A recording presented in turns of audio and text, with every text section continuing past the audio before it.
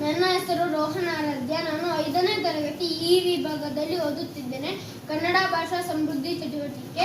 ನಾನು ಇವತ್ತು ಉತ್ತರಾಖಂಡದ ಒಂದು ಬೃಹತ್ ಮರದ ಹೂವು ಬಗ್ಗೆ ಮಾತಾಡುತ್ತಿದ್ದೇನೆ. ಭಾರತದ ಉತ್ತರಾಖಂಡವು ವೈವಿಧ್ಯಮಯ ಸ್ಥಳೀಯ ಮರಗಳ ಬೆಳವಣಿಗೆಯನ್ನು ಪೋಷಿಸುವ ವಿಶಿಷ್ಟ ಹವಾಮಾನ ಮತ್ತು ಮಣ್ಣನ್ನು ಹೊಂದಿದೆ. ಉತ್ತರಾಖಂಡದ ಮರವೆಂದರೆ ಬೃಹತ್. ಉತ್ತರಾಖಂಡದ ರಾಜ್ಯದ ಮರವಾಗಿದೆ ಬೃಹತ್. ಈ ಹೂವು ಹಿಮಾಲಯದ ಪ್ರದೇಶದಲ್ಲಿ ಸಾಮಾನ್ಯವಾಗಿ ಕಂಡುಬರುತ್ತದೆ.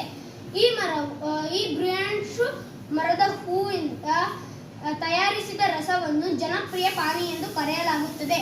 ಈ ಮರದ ಹೂವನ್ನು ಅಲಂಕಾರಿಕ ಮರವೆಂದು ಬೆಳೆಸಲಾಗುತ್ತದೆ.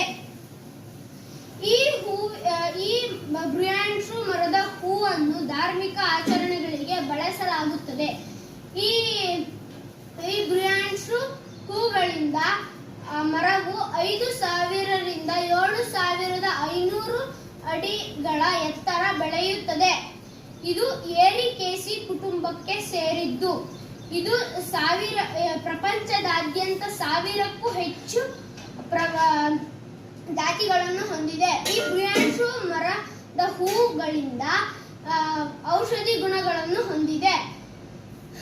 ಸ್ಥಳೀಯರು ಇದು ಖಾರದ ರೂಪದಲ್ಲಿ ಸವಿಯಲು ಇಷ್ಟಪಡುತ್ತಾರೆ ಮತ್ತು ಇದರಲ್ಲಿ ಸಿಹಿಯಾದ ಮಕರಂದ ಮತ್ತು ಔಷಧಿ ಗುಣಗಳನ್ನು ಹೊಂದಿದೆ. ಈ ಮರದ ಹೂವು ಇದನ್ನು ಸ್ಥಳೀಯರು ಖಾರದ ತಯಾರಿಕೆಯಲ್ಲಿ ಬಳಸಲು ಇಷ್ಟಪಡುತ್ತಾರೆ. ಧನ್ಯವಾದಗಳು.